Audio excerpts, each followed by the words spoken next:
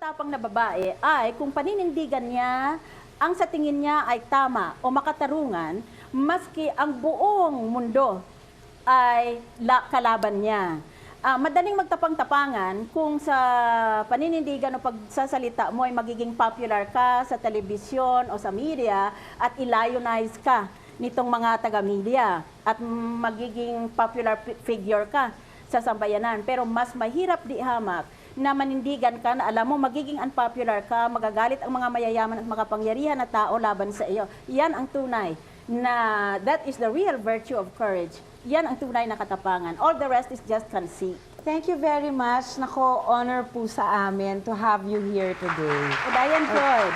Thank you so much. Pasal naman sa inyo. Actually, I've always admired you because of your courage to actually stand up for what you believe in. Kasi ako na magalit sila o mainis sila sa inyo. Sobra kasi hindi ko kinakaya ng ibang tao yung ganun. Thank you very much. Thank you, thank you. Magbabalik po kami.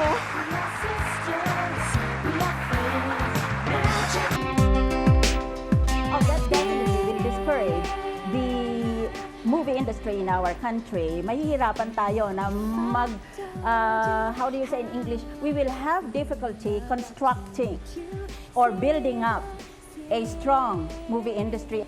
Ang mahirap ay inamin niya na meron siyang bahay sa Amerika at meron siyang bank account. Sabi niya, pero nabenta ko na yung bahay at yung bank account sinara ko na.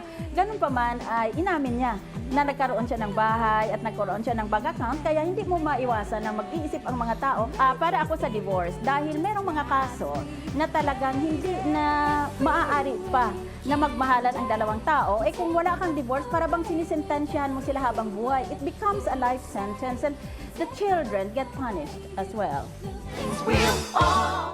Guest nating matatapang, mga babaeng malalakas ang dating today. Correct, pero bakit ganon? Kung ang lalaki ang malakas ang dating, isa siyang matapang, isa siyang fabulous. Macho! Papa, di ba? Oo. Bakit pag babae, mataray, bungangera, Oo, palengkera? Alam mo, bakit mga... Pero alam mo, mabuti na lang ay medyo naiiba na kahit koonti. Ang yung role model ng mga Pilipina, yung hindi na lang puro pa Maria Clara, pa Martir Kasi kasi nagiging kawawa masyado yung mga babae pagka Oo. ganon. Kasi, di ba, pag pinaglalaban mo ba ang iyong karapatan o ang iyong paniniwala, mali ba yun? Hindi Diba? yun. Kaya nga, para magkasucceed po tayo sa buhay, dapat talaga meron din po tayong tapang na harapin ang ating mga problema. Pero matuto pa rin tayong i-maintain ang sweetness sa mga taong nagmamahal sa atin. Ganon?